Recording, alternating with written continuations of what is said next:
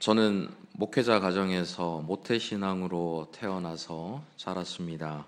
몇 번 말씀드린 적 있지만 저는 초등학교 3학년 때 목회자 자녀 수련회에 가서 처음 저의 죄인됨을 깨닫고 또 예수 그리스도께서 십자가를 지신 그 구속 사역이 저를 위한 것이다라는 것을 확신하며 그렇게 간증했던 기억이 있습니다. 말하자면 복음을 듣고 구원의 확신을 얻게 된 것이지요. 물론 그렇다고 해서 그 뒤로 죄를 한 번도 안 짓고 항상 거룩하게 살았다는 뜻은 전혀 아닙니다. 그럼에도 교회를 떠난 적도 없고 신앙을 버린 적도 없습니다. 20대 초반에 인생을 어떻게 살아갈 것인가, 인생에 대한 진지한 고민을 하다가 하나님의 부르심을 받고 목회자의 길을 가야겠다, 그 부르심에 확신을 하게 되었습니다. 그래서 대학을 졸업하자마자 신학대학원으로 진학을 했고 사역을 시작했지요. 말하자면 평생 동안 교회 안에서 자라고 교회 안에서 살아왔다는 것입니다. 그러니 그동안 이 복음에 대해서 또 구원에 대해서 얼마나 많이 듣고 얼마나 많이 배워왔겠습니까?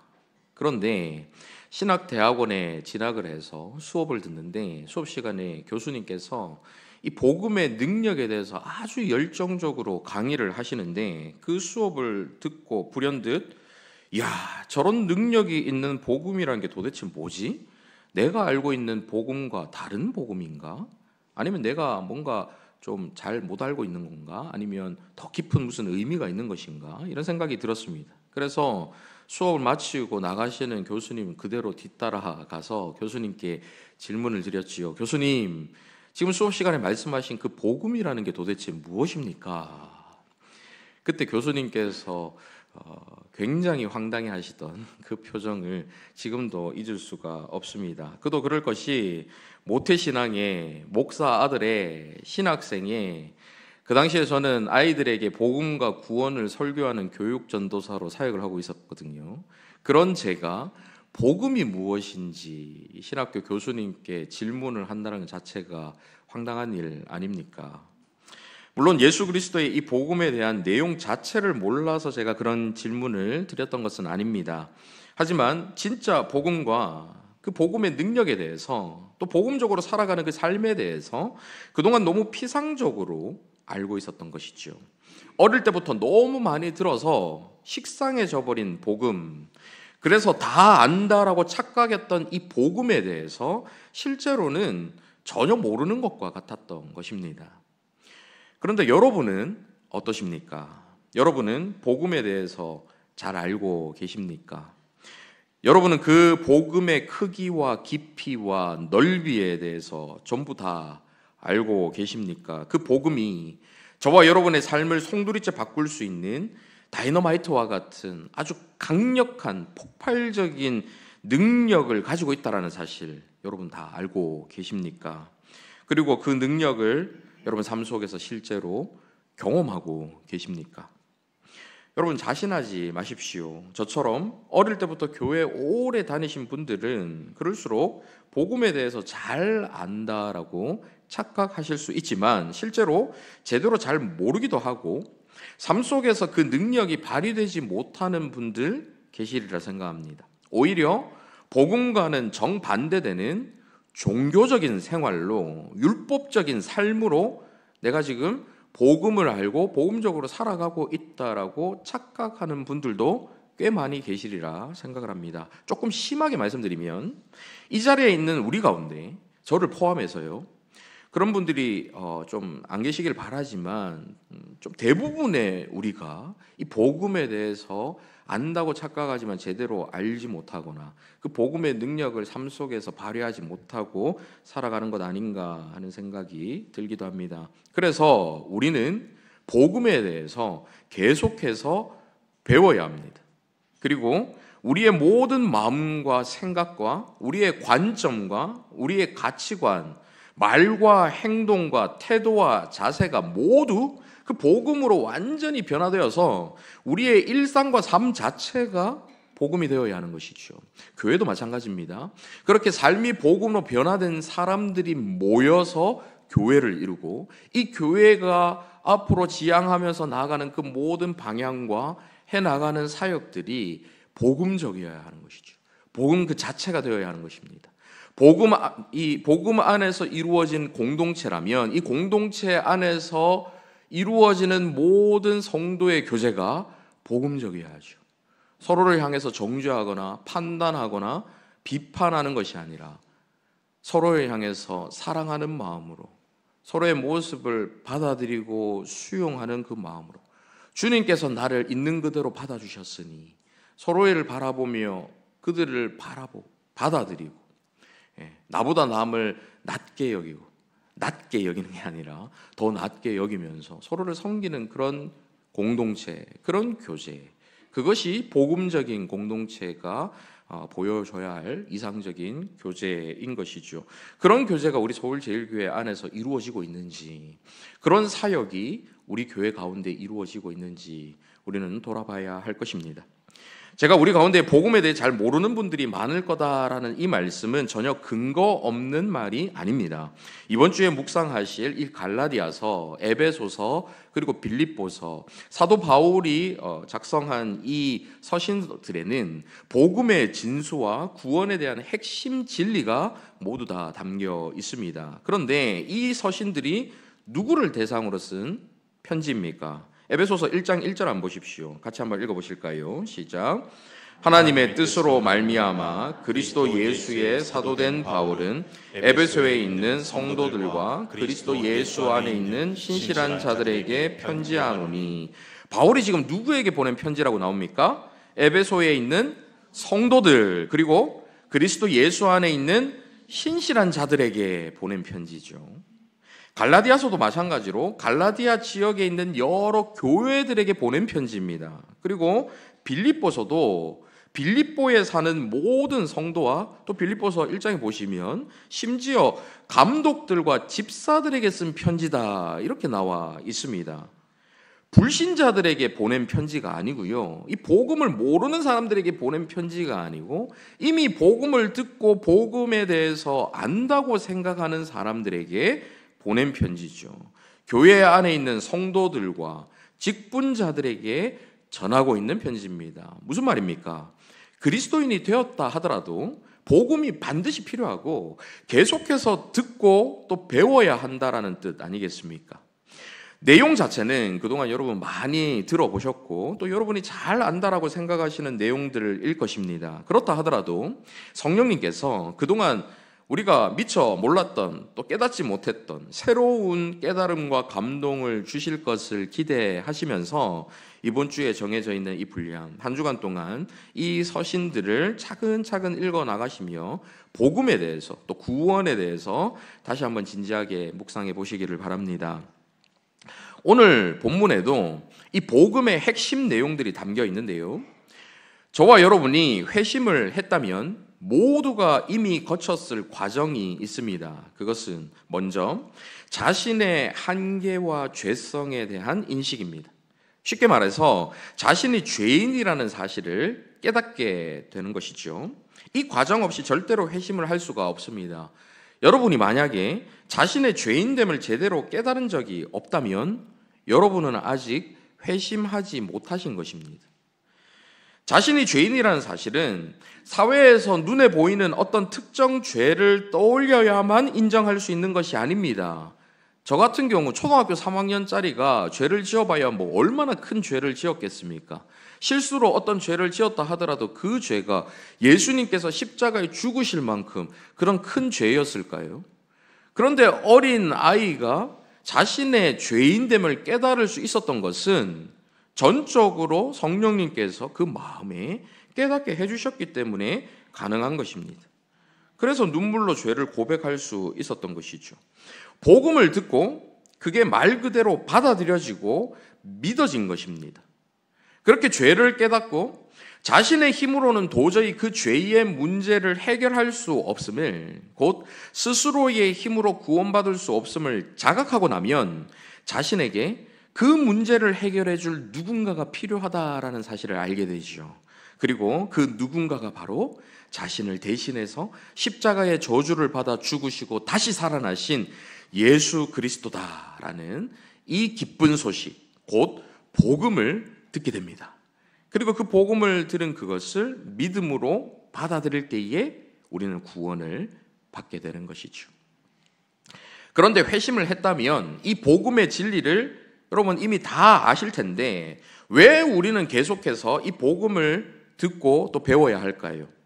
그것은 처음 회심을 할 때 우리가 깨달은 우리의 죄인됨과 그리스도를 통해 보여주신 하나님의 사랑에 대한 그 깨달음이 굉장히 제한적이기 때문입니다.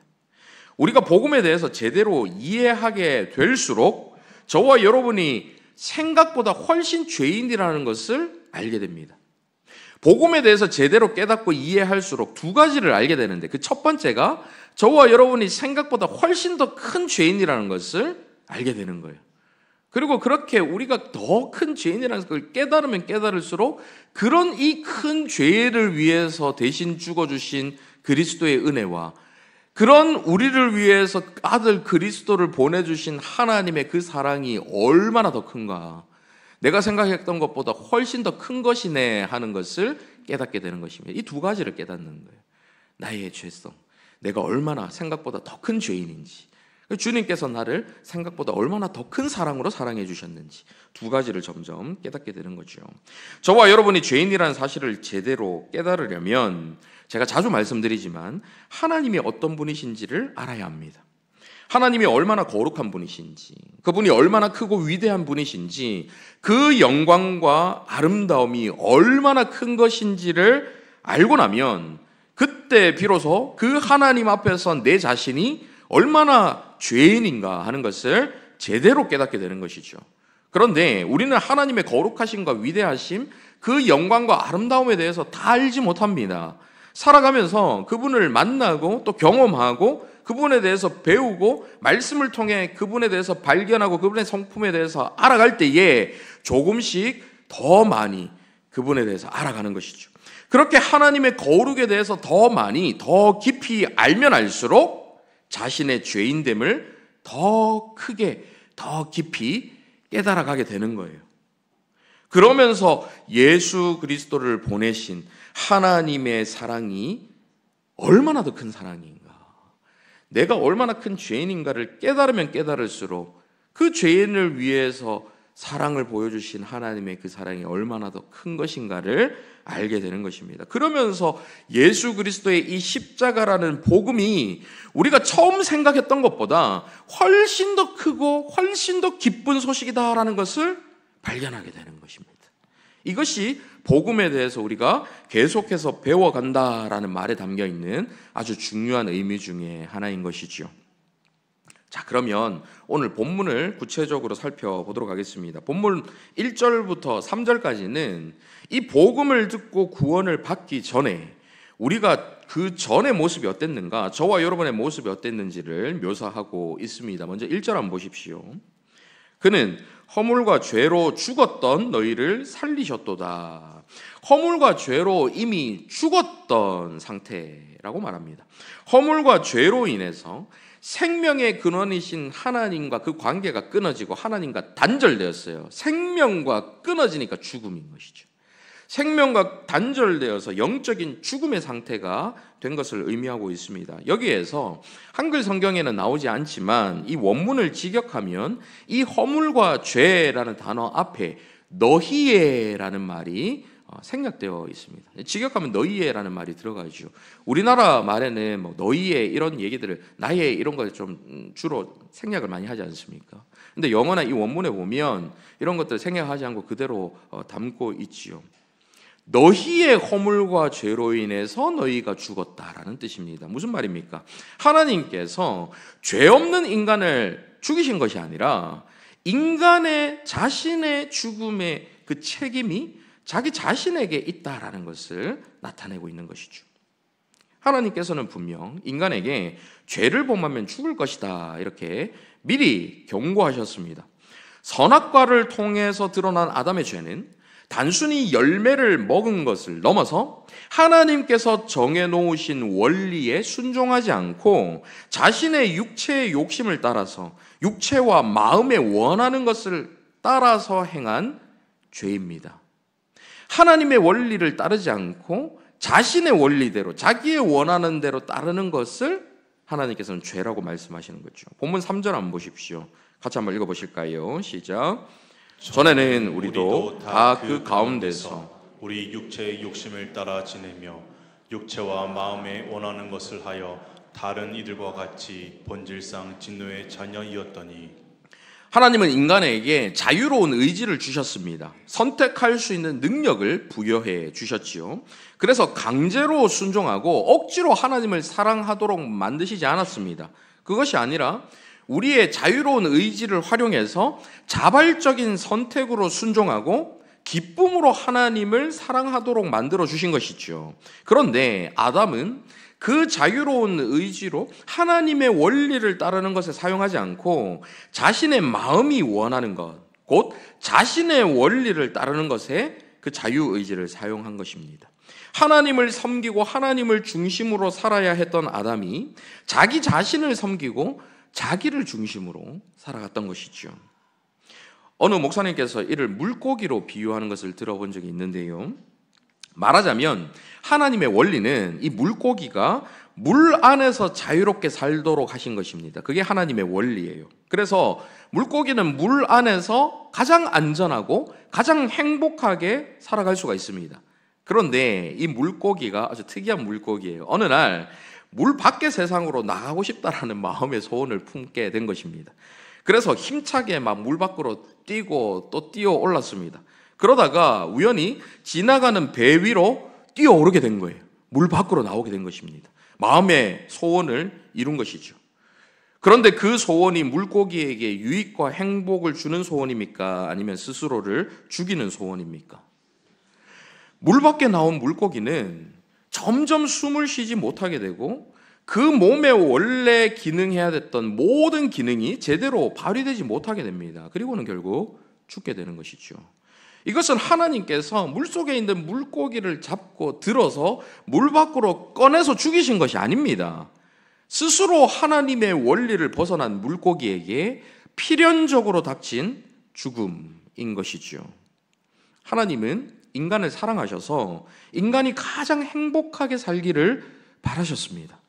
그리고 하나님의 원리와 말씀대로 사는 것이 곧 인간에게 가장 유익하고 행복한 길이라는 걸 아셨기 때문에 하나님의 뜻에 순종하며 살도록 명하신 것입니다. 우리를 괴롭히기 위해서 그렇게 하신 것이 아니라 우리가 하나님의 원리대로 순리대로 살아가는 것이 우리에게 가장 유익한 것을 하나님 아셨기 때문에 그래서 그런 것을 명하신 것이죠. 세상에 어느 부모가 자녀들을 괴롭히기 위해서 하기 싫어하는 양치질을 막 억지로 시키겠습니까? 밤에 단 것을 먹고 그냥 자면 이가 상하기 때문에 이 사랑하는 자녀들이 더 큰 괴로움을 당하지 않도록 억지로라도 양치질 하라라는 이 말에 순종하도록 시키는 것 아닙니까? 마찬가지로 하나님께서는 인간에게 생명의 길, 행복의 길을 제시하셨지만 인간은 자신의 마음에 원하는 것을 따라서 하나님께 불순종함으로 죽음의 길, 불행의 길을 스스로 자초하게 된 것이지요. 창조주이신 하나님을 하나님으로 인정하고 경외하며 살아야 하는 피조물인 인간이 피조물인 자기 자신이나 아니면 다른 피조물을 신으로 따르고 섬기는 것이 바로 우상숭배이고 죄입니다. 로마서 1장 23절에서 25절 같이 읽어보시겠습니다. 시작. 썩어지지 아니하는 하나님의 영광을 썩어질 사람과 새와 짐승과 기어다니는 동물 모양의 우상으로 바꾸었느니라.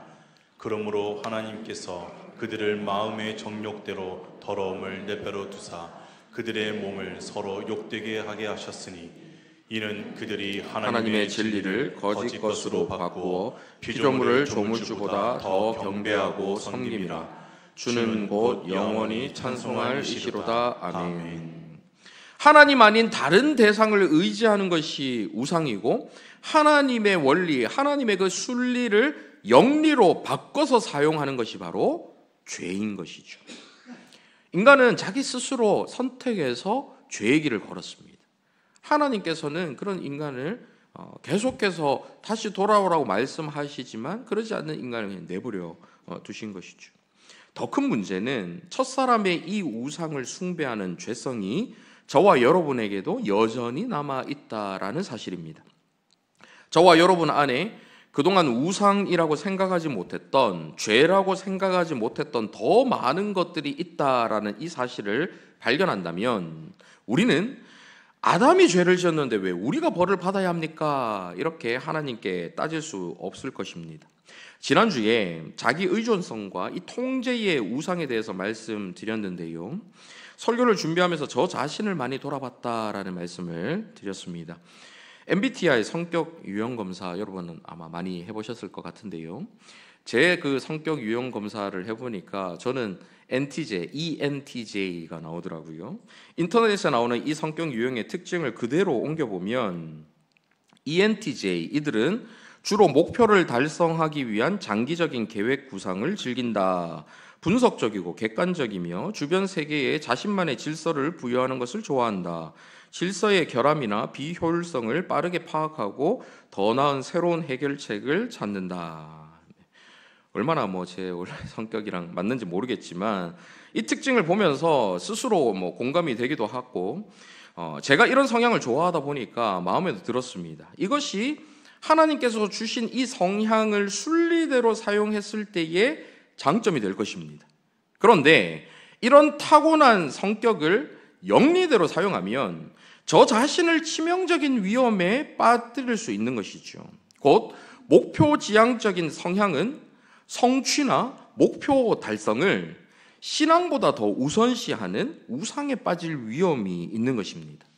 자신이 모든 상황을 통제할 수 있다라고 느끼는 이 성향의 특징은 종종 하나님보다 자기 자신의 능력을 더 의지하려는 위험이 있는 것이죠.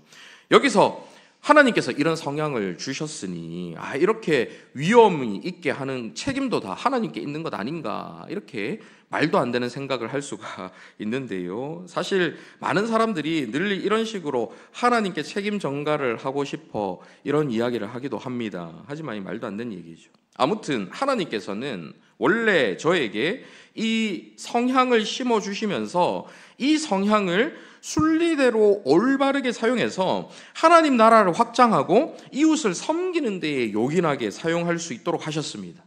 하지만 제 안에 있는 죄성이 이런 저희의 원래 성향을 왜곡시키고 뒤틀리게 만든 거예요.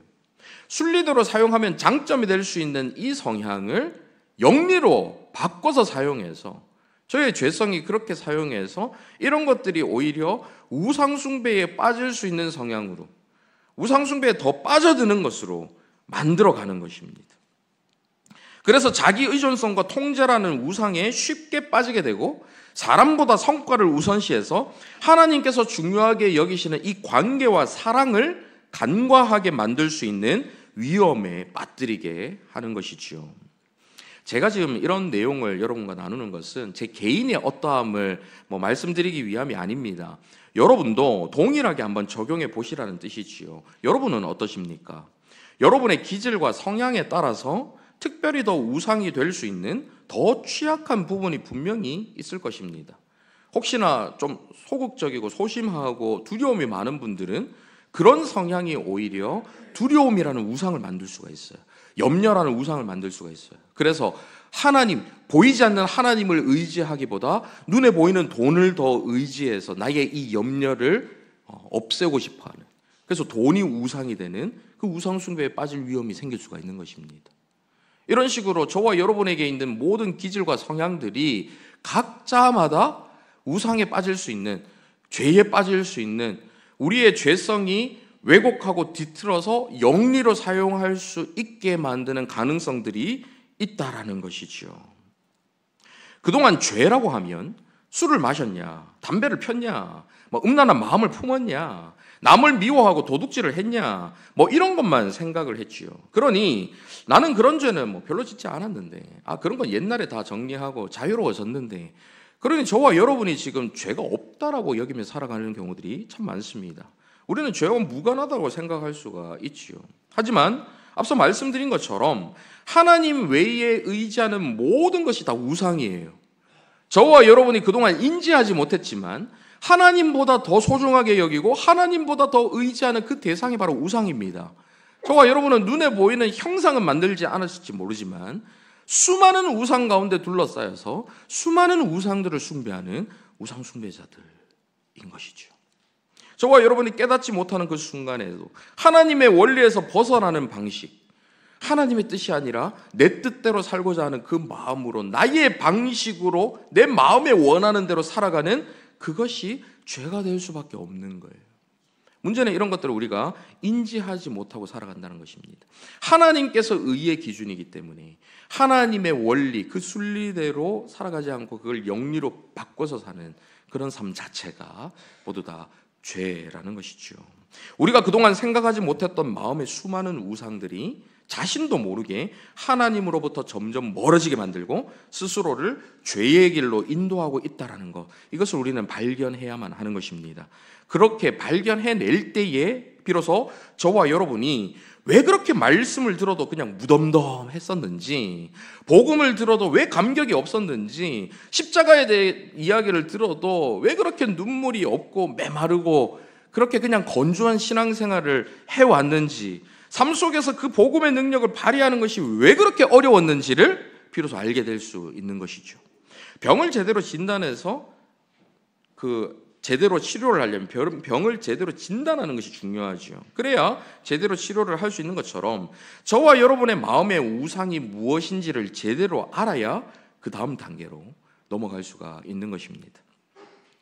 이렇게 수많은 우상들과 죄성을 지닌 저와 여러분에게 하나님께서 어떤 일을 행하셨는지 오늘 본문 4절부터 나오는데요, 4절과 5절을 같이 한번 읽어보시겠습니다. 시작. 긍휼이 풍성하신 하나님이 우리를 사랑하신 그 큰 사랑을 인하여 허물로 죽은 우리를 그리스도와 함께 살리셨고 너희는 은혜로 구원을 받은 것이라. 긍휼이 풍성하신 하나님이, 긍휼이 풍성하신 하나님이 허물과 죄로 죽은 우리가 아직 죄인 되었던 바로 그때에 사랑할 수 있는 아무런 자격도 조건도 갖추지 못한 우리를 사랑하신 그 큰 사랑을 인하여 그리스도와 함께 살려주셨다라고 나오고 있습니다. 이것이 바로 복음이고 이것이 바로 하나님의 사랑인 것이죠. 앞에서도 본 것처럼 인간은 자신이 스스로 하나님을 떠나고 자신이 스스로 선택한 그 죄 때문에 죽었습니다. 하나님께서 우리를 죽이신 게 아니고요, 인간이 자기가 범한 그 죄 때문에 스스로 죽음의 길에 빠진 것입니다. 생명과 행복의 근원이신 하나님과 단절되었기 때문에 죽음과 불행의 장소, 곧 지옥으로 스스로 들어가게 된 것이죠. 하나님께서 사람들을 붙잡고 지옥으로 내던진 게 아니라 자신의 죄된 선택으로 인해서 스스로 지옥으로 들어간 것입니다. 몇 주 전에도 말씀드렸지만 사람들이 많이 오해하는 것이 이것이에요. 하나님께서 구할 수 있는 사람들을 일부러 구해주지 않으시고 마음에 안 드는 사람들을 들어서 지옥에 내던지시는 것처럼 그렇게 오해하는 것이죠. 이것은 전혀 사실이 아닙니다. 모든 사람들은 죄를 범한 그 순간 이미 지옥에 들어가 있습니다. 허물과 죄로 완전히 죽은 상태로 하나님과 단절된 곳에서 머무는 것, 그것이 바로 지옥이기 때문이지요. C.S. 루이스라는 사람은 지옥에 대해서 자기 자신 안에 갇혀있는 상태다 이렇게 표현합니다. 그는 지옥이 인간이 스스로 택한 불행의 장소, 하나님께 등을 돌리고 그분의 사랑과 은혜를 스스로 거절한 결과 점점 더 자기중심적이 되고 타인과의 관계도 단절되고 영원히 자신 안에 갇히는 상태, 이것이 바로 지옥이다라고 묘사하고 있죠. 그러니 지옥은 하나님이 사람들을 억지로 벌 주는 것이 아니라 하나님과의 관계 단절을 선택한 결과로 스스로 만든 형벌이다라는 것입니다. 지옥에서는 전부 자기밖에 모릅니다. 자기가 왕이고 자기가 신이에요. 자기가 하나님이 되고자 하는 사람들이 모여 있는 곳이 지옥이기 때문에 전부 다 자기가 다 하나님처럼 하려고 합니다. 다른 사람들이 자신을 위해 존재하기를 바라는 것, 그것이 바로 지옥이죠. 모두가 똑같이 자기만을 위하는 곳이니 얼마나 지옥 같겠습니까? 그럼에도 끝까지 자신이 왕이 되길 바라고 신이 되기를 바라니까 하나님을 거부하는 거예요. 하나님께서 계속해서 다가가고 싶어 하셔도 심지어는 그곳에서 끄집어내어 주시고자 하더라도 거부하는 겁니다. 싫어하는 거예요. 여러분 사극이나 어떤 영화에서 이런 장면 보신 적 있으실 것입니다. 왕이나 임금을 질투해서 그리고 미워해서 자기가 왕이 되고자 반역을 일으킨 사람이 결국에 나중에 실패하고 붙잡혀서 감옥에 갇혔는데 이 착한 왕이 그에게 기회를 주면서 다시 돌아오면 죄를 용서해 주겠다 그렇게 하는데도 나는 여기서 죽을지언정 당신을 왕으로 인정할 수 없어 하면서 왕이 용서하면서 막 뒤돌아설 때에 칼을 막 뽑다가 죽거나 아니면은 막 끝까지 감옥에 남겠다 막 이런 모습, 이런 장면들 여러분 보신 적이 있으시죠? 지옥이 바로 그런 것이에요. 자기의와 자기의 욕망에 빠져서 스스로 하나님을 외면하고 끝까지 하나님을 거부하는 자들이 있는 것, 그것이 바로 지옥인 것입니다. 성경에서 그 근거를 한번 찾아볼까요? 누가복음 16장에는 예수님께서 부자와 거지 나사로 비유를 말씀하시는 장면이 나옵니다. 부자는 죽어서 지옥에 가고 거지 나사로는 죽어서 천국에 가죠. 지옥에 간 이 부자가 고통 중에 구하는 것이 있는데 무엇을 구하는지 한번 보십시오. 24절입니다. 같이 읽어보실까요? 시작. 불러 이르되 아버지 아브라함이여 나를 긍휼히 여기사 나사로를 보내어 그 손가락 끝에 물을 찍어 내 혀를 서늘하게 하소서. 내가 이 불꽃 가운데서 괴로워하나이다. 그런 일이 있어서는 절대 안 되겠지만 여러분이 만약에 지옥에 있다라고 한번 가정해 보십시오. 여러분이 지옥에 있는데 뭔가를 구할 수 있다면 가장 먼저 그리고 가장 간절히 무엇을 구하시겠습니까? 이 괴로움에서 벗어나게 해달라고 구하지 않겠습니까? 여기서 빠져나갈 수 있도록 구하지 않겠습니까? 그런데 부자는 자기가 나가게 해달라고 구하는 것이 아니라 나사로를 자기한테 보내달라고 구하고 있습니다. 끝까지 자기 중심적으로 생각해서 나사로를 부리려고 하고 있지요. 그리고 그 뒤에도 강구하는데 자기를 거기에서 구해달라는 강구는 끝까지 하지 않고 나사로를 자기 형제들에게 보내달라고, 그래서 이 고통을 당하지 않게 이야기하게 해달라고 그렇게 이야기합니다. 자기를 사랑해서 하나님을 떠나 스스로 지옥에 갇힌 자는 이렇게 끝까지 그곳에서 나오기를 거부하는 거예요. 자기 스스로 거부하는 겁니다. 사랑의 하나님은 모든 사람들이 구원받기를 원하십니다. 에스겔 33장 11절 한번 보십시오. 너는 그들에게 말하라. 주 여호와의 말씀이니라. 나의 삶을 두고 맹세하노니 나는 악인이 죽는 것을 기뻐하지 아니하고. 여러분 충격적인 말씀 아닙니까? 악인이 죽는 것을 기뻐하지 아니하신대요. 거룩하신 하나님께서. 악인이 그의 길에서 돌이켜 떠나 사는 것을 기뻐하노라. 악인이라 할지라도 회개하고 다시 돌아와서 살아나길 바라시는 것입니다. 이스라엘 족속아 돌이키고 돌이키라. 너희 악한 길에서 떠나라. 어찌 죽고자 하느냐. 왜 자꾸 지옥에서 그냥 남아있으려고 하느냐. 제발 거기서 떠나서 나에게 다시 돌아와라. 하나님께서 돌이키고 돌이키라 애원하시듯이 말씀하고 계세요. 디모데전서 2장 4절도 한번 보십시오. 하나님은 모든 사람이 구원을 받으며 진리를 아는 데 이르기를 원하시느니라. 이게 하나님의 마음입니다. 사랑의 하나님은 또한 베드로후서 3장 9절도 보십시오.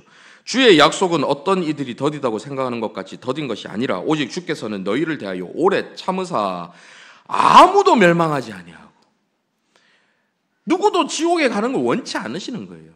아무도 멸망하지 아니하고 다 회개하기에 이르기를 원하시느니라. 회개 다시 돌아오기를 원하신다는 말씀입니다. 이렇게 하나님은 누구도 멸망당하는 것을 원하지 않으세요. 그게 사랑의 하나님이에요. 성경에 보면 하나님께서 돌아오라 돌아오라 돌이키라 돌이키라 얼마나 처량하게 부르고 또 부르시는지 모릅니다. 하지만 타락한 인간들은 외면하고 또 외면하죠. 하나님께서 구원받을 자를 미리 택하시고 예정하셨다라는 이 예정론은, 그래서 구원받은 우리가 앞을 내다보면서 누가 택함 받았냐, 누가 유기당했냐, 누가 버림받았냐, 이거를 가리기 위해서 생각해야 되는 게 아니라 이미 구원받은 우리가 뒤를 돌아봤을 때 나는 아무것도 한 게 없는데, 내가 할 수 있는 건 아무것도 없었는데 영원전부터 나를 택하여 주셔서 모든 구원의 사역을 하나님께서 전적으로 이루어 주신 그 은혜를 돌아보며 하는 게 예정론이에요. 돌아보면서 우리가 그때 그때서 깨닫는 게 하나님께서 나를 택하여 주셔서 이렇게 전적으로 하나님의 은혜로 나를 구원해 주셨구나, 이것을 생각하는 게 예정론이에요. 근데 우리는 반대로 이 예정론을 가지고 하나님이 누가 택하셨지? 저 사람 버림받은 거 아니야? 지금 졸고 있는데? 이런 생각을 하고 있는, 한 2분 정도 깜짝 놀라서 깨셨는데 괜찮으면 계속 주무셔도 됩니다. 막 그런 걸 생각을 만드는 거예요. 그러니까 하나님을 막 무서운 하나님, 나쁜 하나님 만드는 거예요. 아닙니다.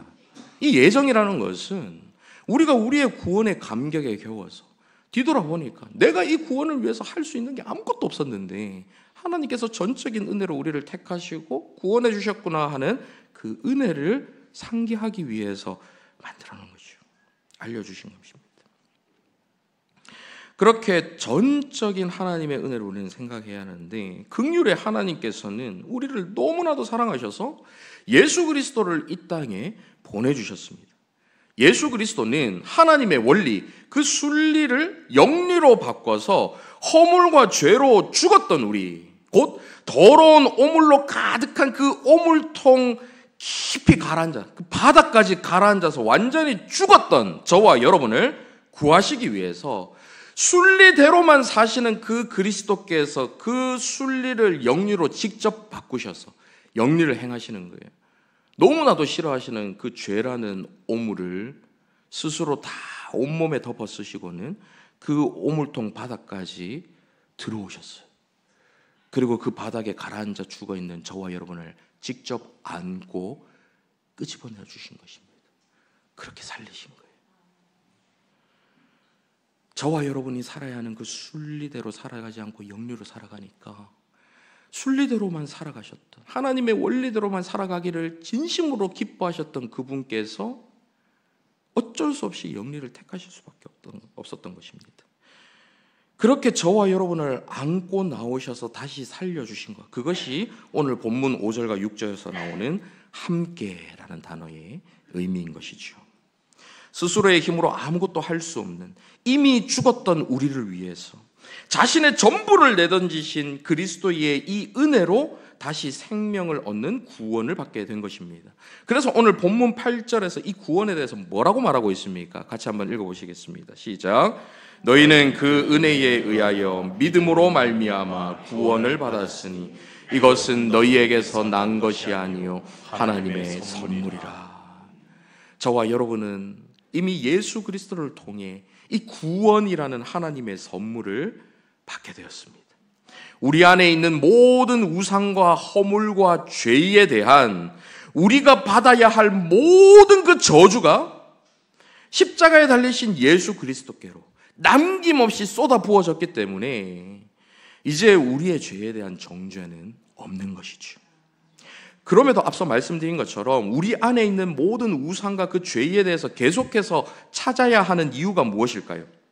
하나님께 받아들여지고 하나님께 구원을 받기 위해서 그 모든 우상과 죄를 제거하는 것이 아니라 하나님께 이미 받아들여졌고 하나님께 이미 구원이라는 선물을 받았기 때문에 이제 하나님의 마음을 상하게 해드리는 그 우상과 죄를 멀리하고 싫어하고 제거하려고 하는 것입니다. 여러분, 이 순서가 굉장히 중요한 거예요. 구원을 받기 위해 우상을 제거하는 게 아니라 구원을 이미 받았기 때문에 우상을 제거하는 것입니다. 그래서 바울도 모든 복음의 원리를 제시하고 난 이후에 10절과 같이 말하고 있지요. 10절 같이 한번 읽어보실까요? 시작. 우리는 그가 만드신 바라 그리스도 예수 안에서 선한 일을 위하여 지으심을 받은 자니 이 일은 하나님이 전에 예비하사 우리로 그 가운데서 행하게 하려 하심이니라. 원래 처음에 하나님께서 계획하셨던 그 창조의 모습 그대로 전적인 하나님의 은혜로 인해 선물로 구원을 받은 저와 여러분은 이제 원래 하나님의 형상대로 창조된 인간이 원래부터 마땅히 해야 했던 선한 일들, 곧 아담이 실패했던 바로 그 일, 하나님과 함께하는 것을 즐거워하며 하나님으로 인해서만 누리는 그 일상의 행복, 하나님 안에서 누리는 그 일상의 행복으로 모든 영광을 하나님께로 돌려드리는 그 삶으로 다시 되돌아가야 하는 것입니다. 하나님의 원리대로 살아서 우리가 가장 유익하고 행복할 수 있는 그 하나님의 순리대로 살아가는 것을 통해서 하나님 앞에 기쁨으로 살아가는 그 삶으로 돌아가야 한다는 것이죠. 이제 말씀 맺겠습니다. 복음 안에서 우리가 생각보다 더 큰 죄인이라는 사실, 그리고 하나님께서 우리에게 베풀어 주신 사랑이 우리가 그동안 생각해 왔던 것보다 훨씬 더 크다라는 이 사실을 발견하게 되면 자연스럽게 예수 그리스도를 향한 사랑과 감사의 마음도 커질 수밖에 없습니다. 나를 위해 행하신 예수님의 모든 일들이 더 큰 감격과 은혜로 다가오게 되는 것이죠. 받을 자격 없는 자에게 주신 하나님의 선물의 가치가 얼마나 큰지 아는 사람만이 누가 시키지 않아도 자발적으로 순종하게 됩니다. 기쁨으로 하나님의 뜻을 따르며 하나님의 영광을 위해서 살아갈 수가 있는 것이죠.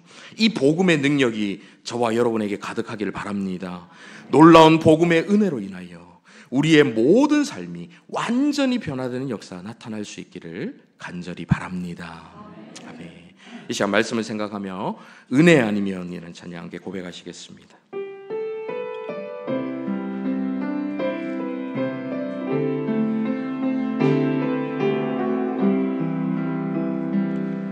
어둠 속 헤매이던 내 영혼, 어둠 속 헤매이던 내 영혼, 갈 길 몰라 방황할 때에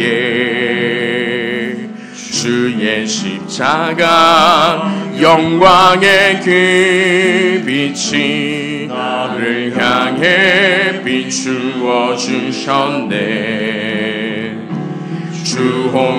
주홍빛보다 더 붉은 내 죄 그리스도의 피로 씻기어 완전한 사랑 주님의 은혜로 새 생명 주께 얻었네. 은혜 아니면 나서지 못하네. 십자가의 그 사랑 능력 아니면 나서지 못하네. 은혜 아니면 나서지 못하네. 놀라운 사랑 그네 아니면 나서지 못하네. 어둠 속 헤매이던 내 영혼, 어둠 속 허물과 죄로 죽었던 영혼, 갈 길 몰라 방황할 때에 우리 힘으로는 아무것도 할 수 없는 바로 그때에 주의 십자가 영광의 그 빛이 저와 여러분을 향해 찾아오셔서 나를 향해 비추어 주셨네. 나의 노력과 의지가 아닌 의지가 오직 주님의 그 뜻 안에서 의로운 자라 내게 말씀하셨네. 하나님의 선물 완전하신 그 은혜로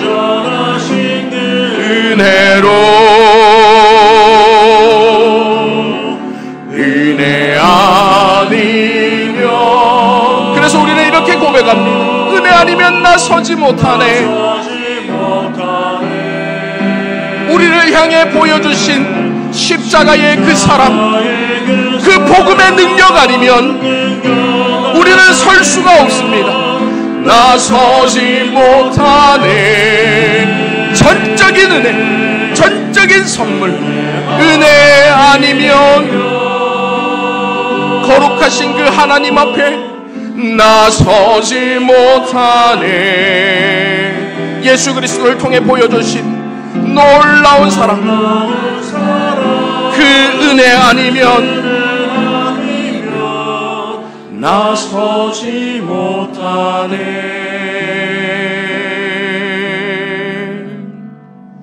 사랑하는 성도 여러분, 허물과 죄로 이미 죽었던 저와 여러분을 위해서 예수님께서 그 죽은 우리 가운데에 오셨습니다. 영적인 죽음 가운데 오셨어요. 더러운 죄라는 오물이 가득 담겨있는 그 오물통 바닥까지 가라앉은 저와 여러분을 구하시기 위해서 너무나도 싫어하시는 그 죄라는 오물을 스스로 모두 다 덮어 쓰시고 그 바닥까지 들어오셔서 저와 여러분을 안고 구해주신 것, 이것이 바로 예수 그리스도의 십자가의 은혜입니다. 그것이 바로 하나님의 사랑입니다. 복음은 우리 안에 있는 우상을 발견하게 하고 제거할 수 있는 능력을 줍니다. 그동안 우리가 인지하지 못했던 모든 우상, 그 우상이 교만이든 자기 의존성이든 통제 욕구든 두려움이든 미움이든 질투, 시기, 재물, 인정받고 싶어하는 욕망, 안전에 대한 갈망, 무엇이든지 간에 복음의 능력으로 모두 제거해야 하는 것이고, 그 모든 것들이 하나님으로부터 우리를 멀어지게 만드는 것이기 때문에 떠나보내야 하는 것입니다. 말씀을 생각하며 함께 기도하실 때, 주님, 복음의 능력으로 이 모든 우상들을 제거하게 하여 주시옵소서. 하나님의 은혜의 선물에 대한 감사를 회복하게 하여 주시고, 자발적이고 기쁘게 하나님의 뜻을 따르며 살아가는 저희 모두가 되게 하여 주시옵소서. 말씀을 생각하며 주여 한번 간절히 부르고 기도하며 나가도록 하겠습니다. 주여, 살아계신 아버지 하나님, 살아계신 아버지 하나님, 허물과 죄로 죽었던 우리를 그리스도의 은혜로, 하나님의 사랑으로 구해주신 하나님의 은혜에 감사를 드립니다. 우리가 알지도 못하는 그 순간에, 인지하지도 못하는 그 순간에 수많은 것들을 우상으로 만들고 하나님 대신 하나님보다도 의지하며 섬기며 숭배하며 살아갔던 우리의 지난날의 모든 죄악들을 주님 용서하여 주시옵소서. 하나님께로부터 계속해서 멀어지게 만드는 그 모든 죄악들, 그 모든 악한 것들을 제거하게 하여 주시고, 이제는 더욱더 하나님께 가까이 나아 하나님의 은혜를 생각하며 하나님의 은혜를 감사하며 그 은혜에 찬양하며 그 은혜에 감격하며 살아가는 저희 모두가 될 수 있도록 주여 역사하여 주시옵소서. 하나님의 뜻에 따른 회복된 삶이 되게 하여 주시옵소서. 전능하신 아버지 하나님, 허물과 죄로 완전히 죽었던 우리를 은혜로 살려주시고 받을 자격 없는 자에게 구원이라는 놀라운 선물을 허락하심에 감사드립니다. 이 복음의 능력이 우리 삶 가운데에 구체적인 변화를 일으킬 수 있도록 인도하여 주시옵소서. 살아계신 예수 그리스도의 이름으로 기도하옵나이다. 아멘.